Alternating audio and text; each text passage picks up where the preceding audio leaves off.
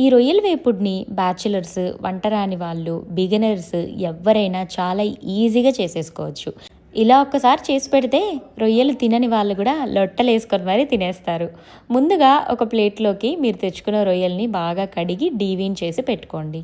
అందులోకి తగినంత ఉప్పు, ఒక హాఫ్ స్పూన్ పసుపు, ఒక 1 టేబుల్ స్పూన్స్ ఆఫ్ కారము, ఒక హాఫ్ స్పూన్ ఆఫ్ ధనియాల పొడి, హాఫ్ స్పూన్ జీరా powder, 1 teaspoon of garam masala.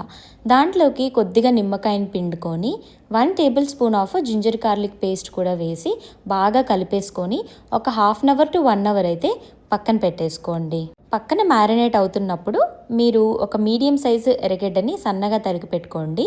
కరివేపాకు, కొంచెం కొత్తిమీర అండ్ పచ్చిమిర్చిని సన్నగా తరిగి పక్కన పెట్టేసుకోండి. ఇప్పుడు ఒక పాన్ తీసుకొని అందులో 1 tablespoon of oil, 1 tablespoon of గీనైతే వేసుకోండి. సన్నగా తరిగి పెట్టుకున్న పచ్చిమిరపకాయలు, కరివేపాకును వేసి లైట్గా వేయించుకోండి.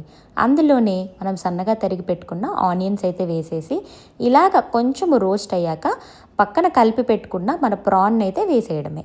అంతే, బాగా కలిపేసి ఒక్కసారి మూత పెట్టేసేయండి. కొద్దిసేపటికి ఇలాగ వాటర్ అయితే వస్తుంది కదా, అది అలానే ఉంచేసి మళ్ళీ మూత పెట్టేసేయండి. ఇలా వాటర్ అంతా ఇంకిపోయి బాగా రోస్ట్ అవ్వడం మొదలవుతుంది.